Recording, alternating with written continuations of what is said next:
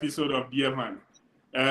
It's another Saturday, bright Saturday morning. Not so bright around me. It's a raining Saturday. I don't know how it is at your end, but we'll definitely come your way, with another episode of Dear Man.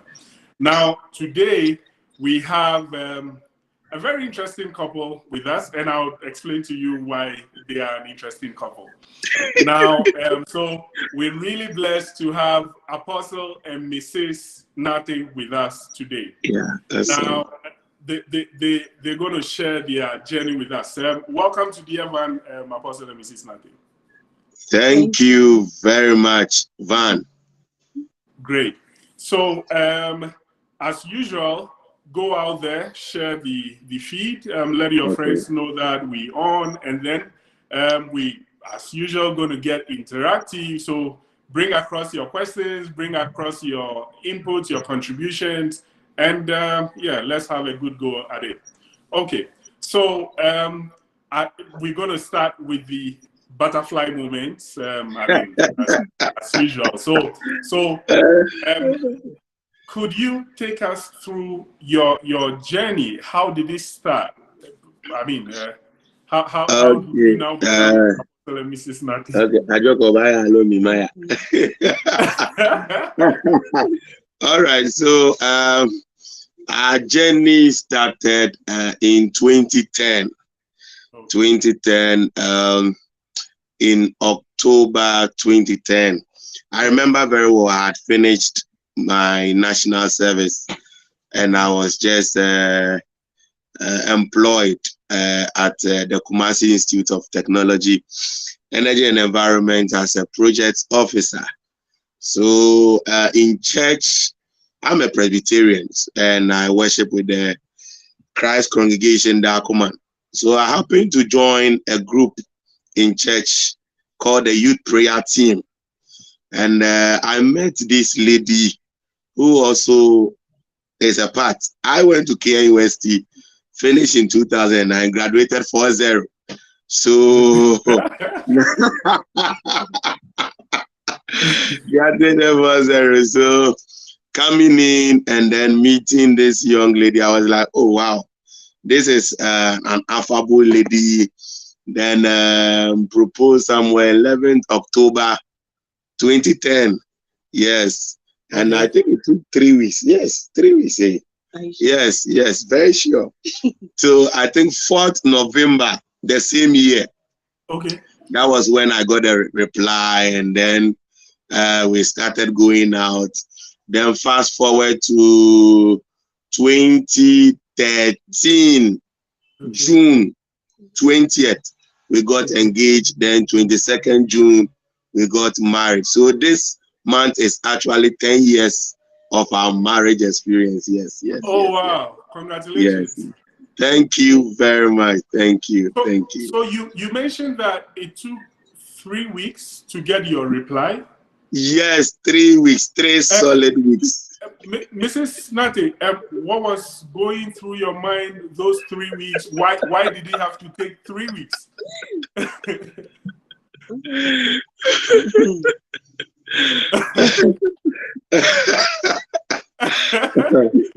Answer now. Were you just trying to pull his legs? I mean, how did it take 3 long weeks? No, I never wanted to get married to somebody from the same church. Oh. So I was just contemplating as to should I accept this person? But if I may ask, why didn't you want to get married to someone from the same church? I just didn't want to. I wanted somebody outside. I didn't want somebody I've lived with in the church for a long time before that. I wanted to meet a new person, a person I've not met before. Wow. That was what I really wanted. But after some time, I just thought about the whole issue of what if the person I'm looking out for, the person comes and the person rather come and give me issues. Exactly. Rather than the person I knew before. Okay, then let me just try and see how this one will work out. That was how. Yeah, so I think there's a very good lesson there. I mean, lady out there, gentleman out there, the person might not come from space. It might be someone you've grown with. And so, like Mrs. Nate is saying, it's good she reconsidered. Oh, wow, that's an interesting one. Okay. Yeah. So, Mrs. Nate, was it difficult for you to say yes? What did you take it through? Which filters did you take the proposal through? Did you look at, okay, how long have I known him? Of course, you didn't want to go out with someone you already knew. So what was it about? What factors did you look out for before coming out with a yes after 3 weeks? Okay. I looked at how he does his things in the church. Though at that time, he was not into the ministry then. But I just saw that this person will go into ministry one day. That's how I saw him. I saw him that way. Looking at the way he participated in the prayer team. And also, I looked at his educational background too. Whether it's, some people, you meet them and it's like, how will I even put it?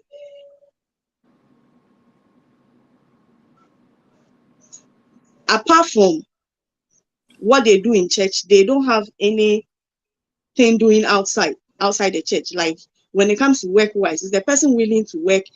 Is the person a hard-working person? That was what I looked at him. Wow, this is a very key point. Because when you get married, you don't eat prayer. So this is, I mean, I can't stress on this enough. This is really key because we have situations where people see others in church, they are very active, then immediately they think that, okay, this must be a good person. No, it goes beyond that. How is the person's life outside the church environment? Is the person not interested in, coming to pray, or the person is interested in working as well? So Karen says that dates on point. Okay, I guess in reference to when you were giving all the dates, it seems you guys have all your dates intact. And Courage and Prissy are saying congratulations on your 10-year anniversary.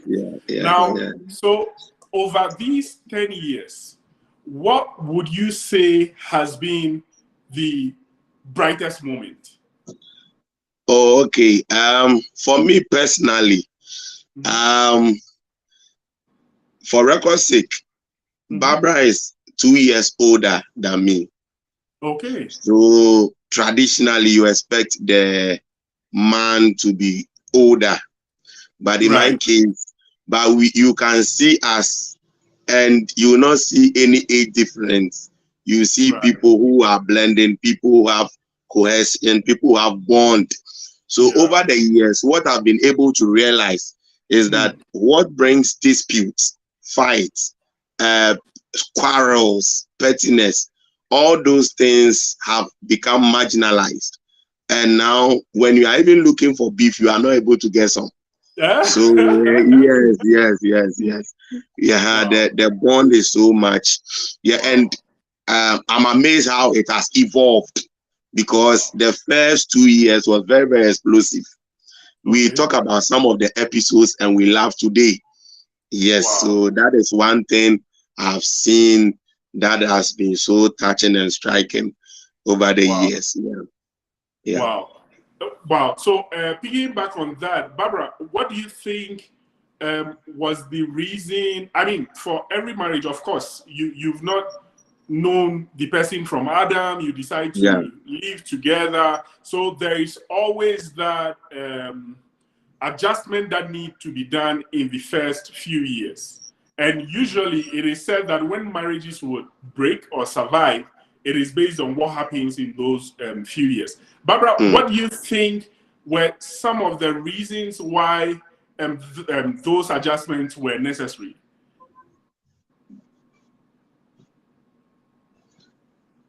Okay.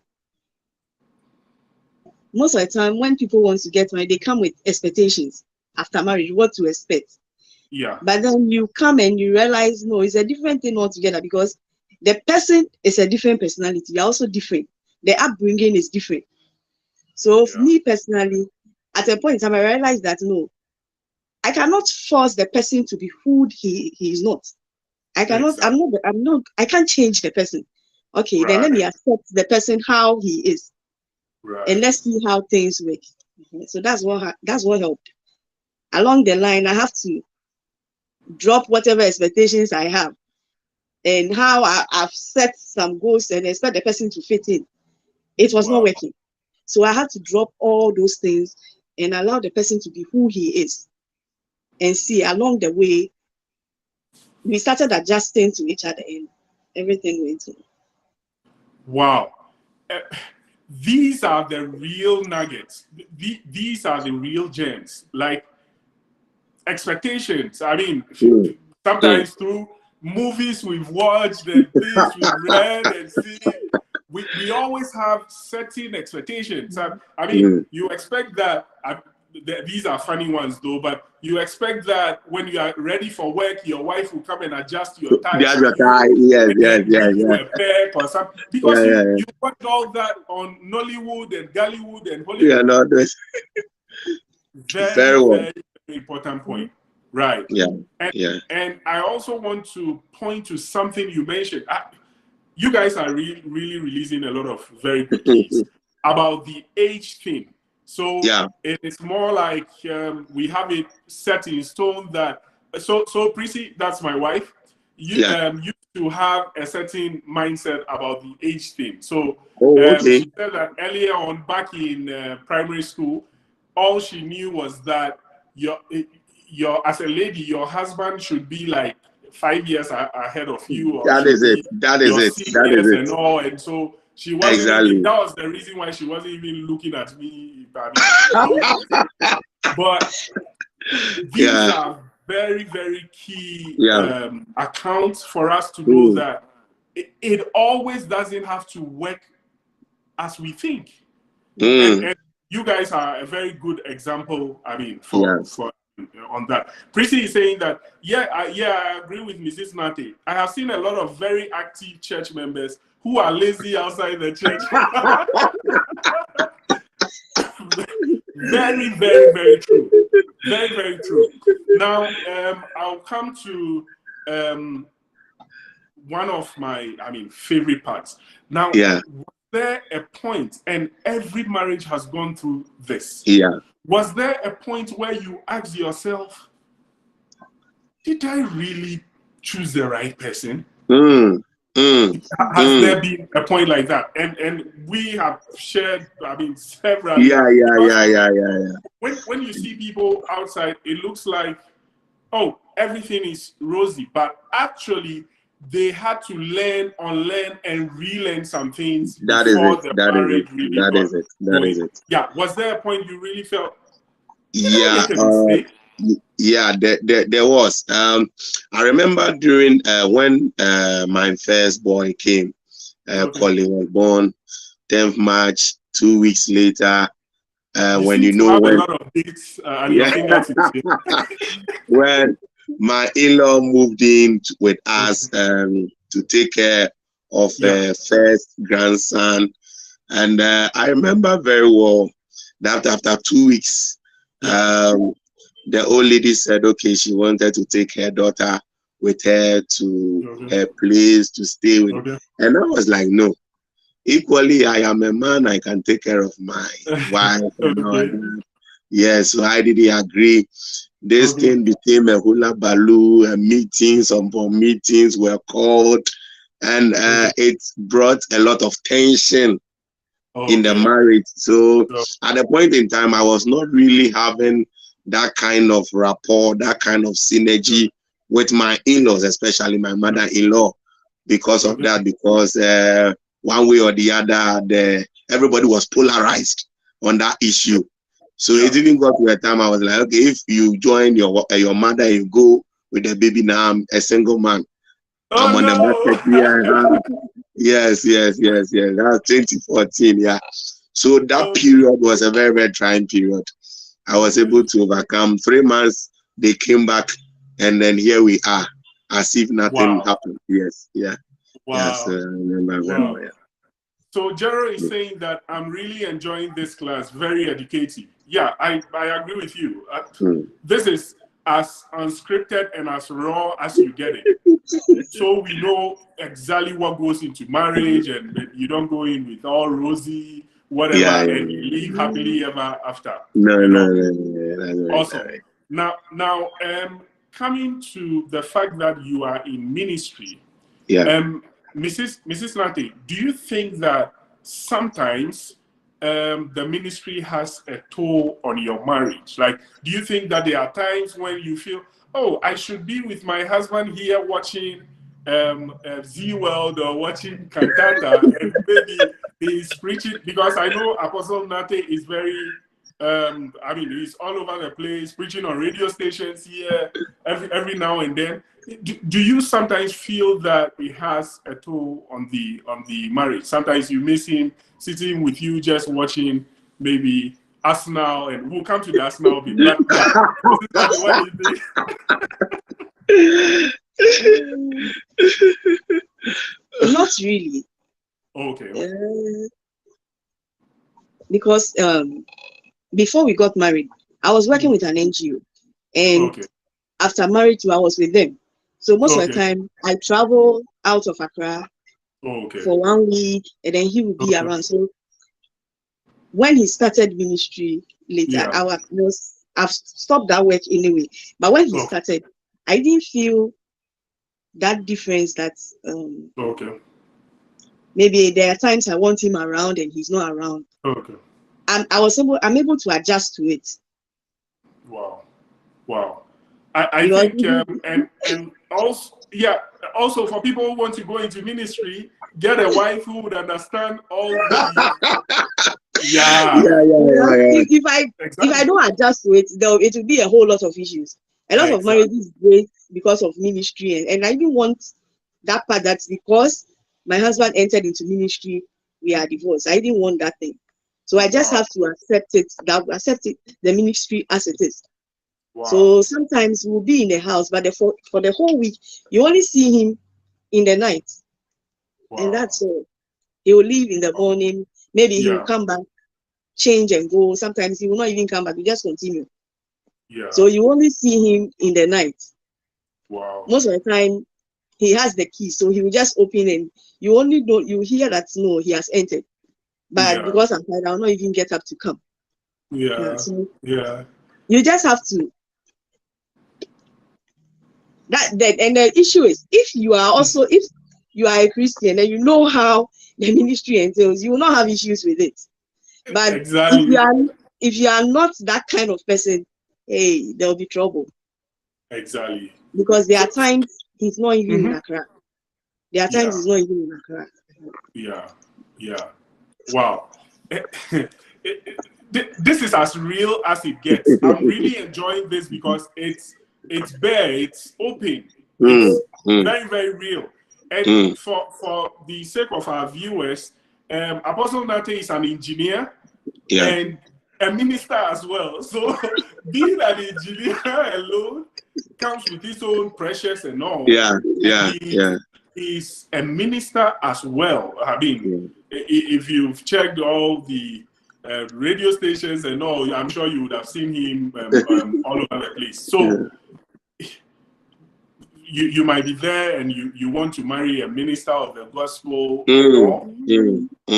Please listen carefully and know what it comes with. Know that you wouldn't have your husband always around you watching TV programs, unnecessary TV programs. I mean, So this is a very good one. Then Emmanuel is saying, how to get a partner is even a headache. Okay.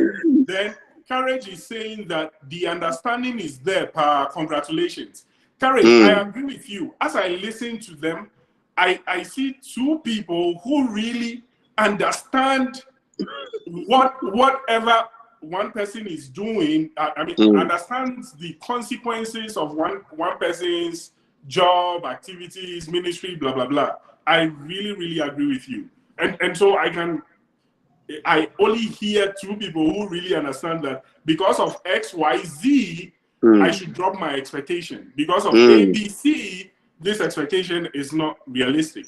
Okay, yeah. Thank you. So, Apostle, coming back. Yeah. How and you are a very seasoned minister of the gospel, how do ministers ward off advances from people? Because scripture says that, but because of the anointing, the virgins love you. Yeah. People have made up their mind that they would only be focused on men of God who are really doing the work of God. Yeah.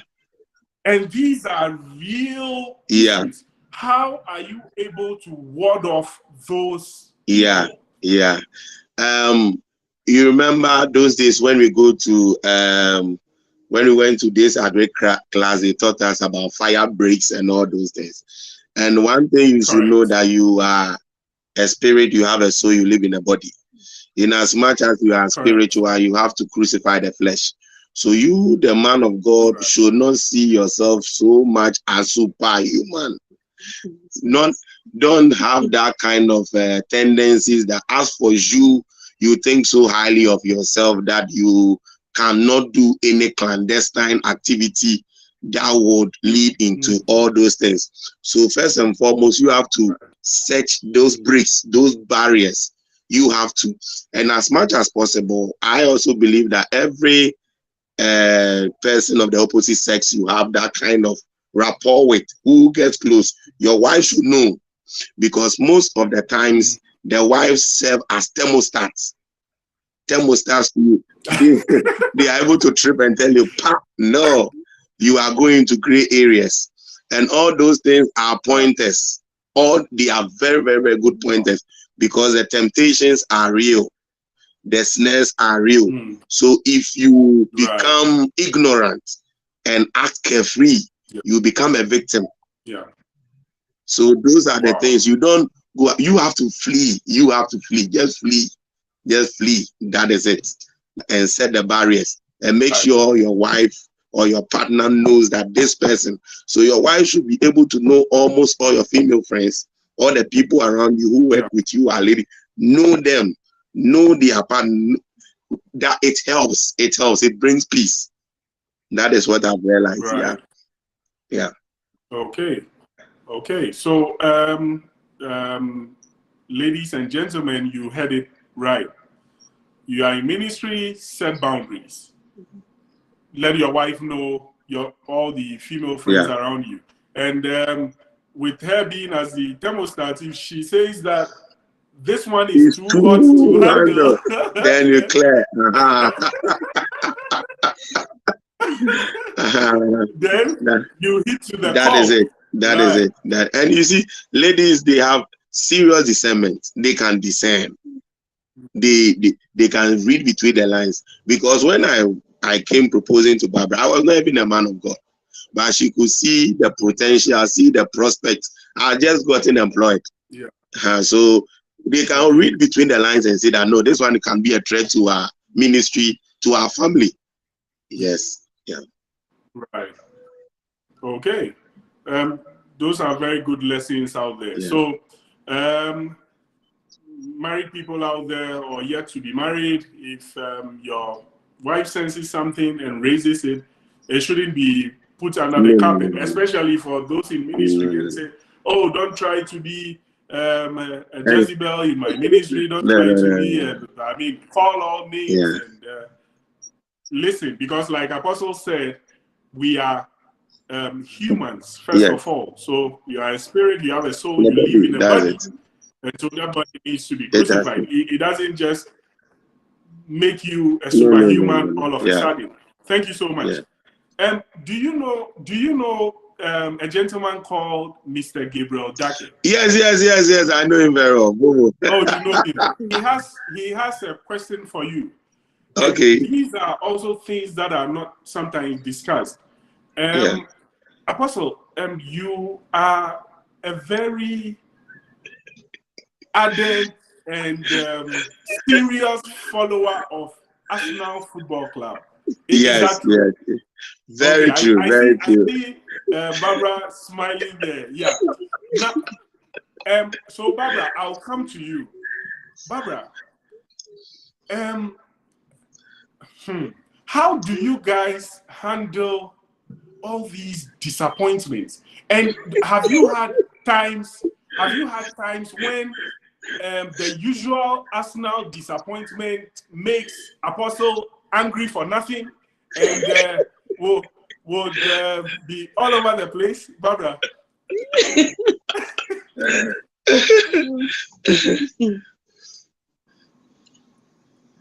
Initially, I didn't like football. Football is not something that I really liked. Okay. But along the line, when he's watching and you are around, you also be interested in what he's watching. So there are the disappointments and things. He's not able to express it, and you can see that he's disappointed, but he can do nothing about it. Because sometimes I watch and I'm like, but the way they are playing, they will be scored. So I just get up and go because I know the end. So when it happens that way, he can't do anything. You are just disappointed, but we still continue to live in peace. And the children too, somehow they are also now interested in the Arsenal football match. Apart from Arsenal match, the rest they are not interested. So sometimes I just leave them. They give him support. but okay, what happened was that? What happened was that? I don't think you should just leave them. I think you need to advise them to stay away from Arsenal. So what happened was that for a long time, we have never competed seriously in the EPL. So when we started doing very well, the tradition in the house was that if Arsenal wins a match, that day we are all going to KFC. Whoa. So that was the winning bonus. So every match. So when it started at Anfield, we lost that match. So that match we were leading 2-0 at first. Yeah. So my boy came to me, Daddy, after the match we are going to KFC. So he was just waiting for the next 45 minutes to go to KFC. Then it became 2-2. And I said, then today we are not going to KFC. So they became frustrated. They became sad. They felt the pace. Then the next man they drew. So for about 4 weeks, KFC was defeated. No KFC. No KFC because of Arsenal.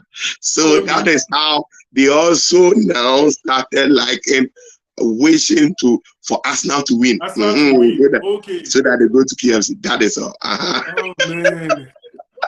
I really feel for those kids. I think you should let them support a better team. Yeah. Anyway, now back to the other more serious stuff. Yeah. If and I'll come to both of you, starting with Apostle. If you need to share with us one secret that has kept you through all these 10 years, what would that be? Okay, so one of the mainstay is communication. There is no day we go to bed without any unresolved beef. No, it has never happened. We will talk things over. So there is nothing like that stress, no. So the main thing is communication. Wow. That one. Yes. So that is what has helped us till now.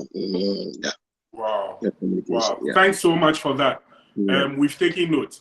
Barbara, what about you? What has really been the secret? As you said, communication. Yeah. Okay. Because sometimes if you leave an issue unresolved to the following day, then it keeps piling up. But if you resolve it, everything dies out, then you come back to the normal state. So communication is very key in marriage. Wow, very good one. So, who out of the two of you talks less? Talks less. Yeah. Oh, my wife. Okay. So, yes. Then the question will come to Barbara. Barbara, how do you communicate effectively, openly, always, when you're usually not giving to a lot of talking and you want to, be quiet and all? How do you manage that? Because I have had situations where people have challenges communicating because one party is very reserved and communication is a chore for them. They don't really want to. So, Barbara, how do you manage that? Okay. I'm quiet sometimes, but if the issue is something that will bother me, that's for that one. I'll talk about it. I don't want to be sleeping and be thinking about it, so I'll just talk about it. Then we end it. Okay. So you only leave out the very trivial issues and all, but if it is really, really pertinent, then you go at it. You forget the fact that you are very reserved, right? That's what okay. Awesome. So thanks so much. Carrie says positive and beneficial support. Yeah, I agree. Enoch says, hey, Enoch, would you want to tell us more about, what you are reacting to? Okay, that's fine. Then, so finally, our time is up. The conversation is so sweet, but the time is already up. Finally, Mrs. Nate, I say there is a lady out there in the church and is looking to be found or looking to get into a relationship and so on and so forth. What would be your advice to them, to that lady? I would say the person should be prayerful. That's one. And also know the kind of person you are looking out for. Okay. If you know who you really want, when a person comes, you will know. But if you are like, if it's because you see the person in the church and you see what the person is doing in the church, that is the reason why you want the person. You enter and you realize, no, you are at the wrong place. Because you don't know the person outside the church. So if it's somebody in the church, find out the person's life outside the church as well. Awesome. That's solid. Thanks so much. And then, Apostle, finally, that gentleman out there, who is looking to follow in your footsteps, have a very good marriage, what would be your advice to him? Okay, so my only advice is for the person to be open-minded. What could you explain that further? Open-minded, because if you use the template of maybe your father or mother, you might make a mistake because the way they treated their wives, you make a mistake. Times have changed. You can't come dogmatic and say, okay, my mother did this to my father, so this is what you have to be doing. If you bring that template, you will fail. So become open-minded, because times have changed. Yeah, that's what I've seen over the 10 years. Yes, I've seen. Wow. Thanks so much. We really appreciate this time with you. And we really appreciate your realness and all. And clearly, you guys are very real to each other because of the good communication channel. And that is what makes marriage work. We really appreciate your time. Ladies and gentlemen, unfortunately, we have to draw down the curtains here. Left to me alone, we'll go on. So we want to thank you, Apostle and Mrs. Nate, for your time and for your insights, and for all our viewers out there. Thanks so much for all your input, and thanks for making this interactive as well. We'll come your way next week, same time, and so make a date with us. Always remember that no two relationships are the same. Thank you and cheers. Bye-bye to you all. Bye.